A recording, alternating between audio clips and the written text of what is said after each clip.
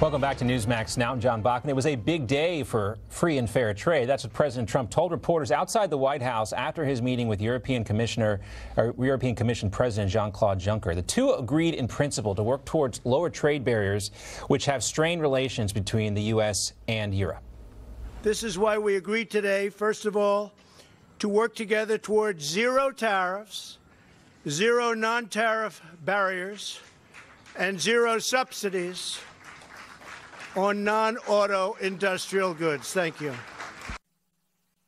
Well, Trump also said the European Union will start almost immediately buying significant amounts of U.S. soybeans, as well as more U.S. liquefied natural gas. Earlier, I spoke with financial analyst Heather Zumarraga for her take on this important meeting.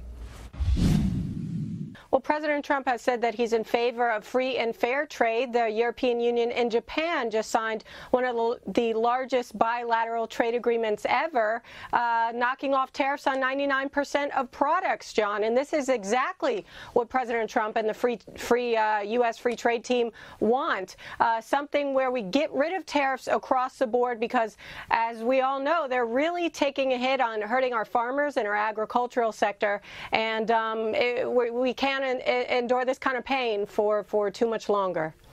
We'll talk about that a little bit more, but quickly as we continue on this meeting today, President Trump floated the idea, similar to what you talked about in that trade deal between the EU and Japan, of getting rid of all the tariffs that the EU has and the United States has. Do you think that would work?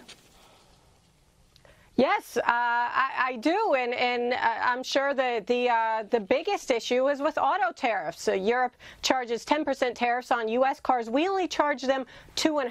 To be fair, we do charge 25% for light trucks.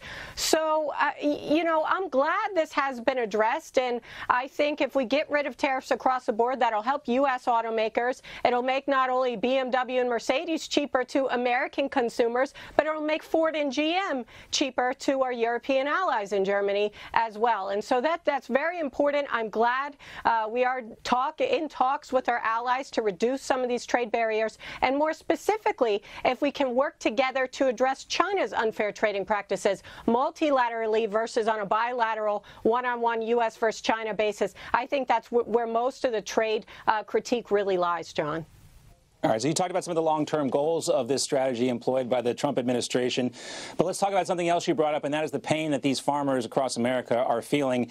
And as a result, the Trump administration announced yesterday they will provide $12 billion in farm subsidies to help out. The U.S. agricultural exports have been a prime target of China and other countries who have retaliated against President Trump. Today, President Trump tweeted this: China is targeting our farmers, who they know I love and respect, as a way of getting to me, to continue to allow them to take advantage of the U.S. They are being vicious in what will be their failed attempt. We were being nice until now. China made $517 billion on us last year. Also, Heather, President Trump's top economic advisor, Larry Kudlow, said no one really likes the idea of a $12 billion farm bailout, but President Trump and his administration are just trying to protect American agriculture. Don't blame President Trump. I've said this so often. The world trading system is broken. The WTO is broken. There's no reciprocity left. China is the worst offender, but not the only one around the world. Mr. Trump's trying to fix trading malpractice that goes back several decades. He's the first president to really stay with this. Heather, at this point, what is your level of confidence that President Trump will be successful in his effort to stay with these tariff plans and actually get the desired results that he wants?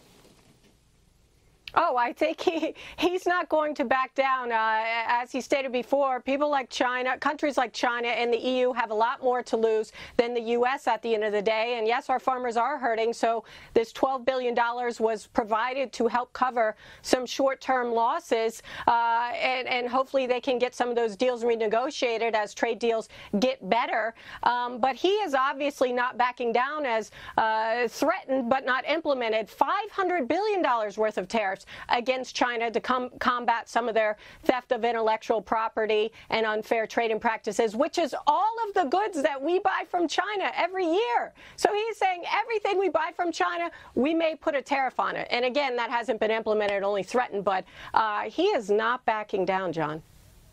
No, and that's despite a lot of critics out there, including some in his own party. They've hit him pretty hard, especially not only on these tariffs, but also on that $12 billion bailout.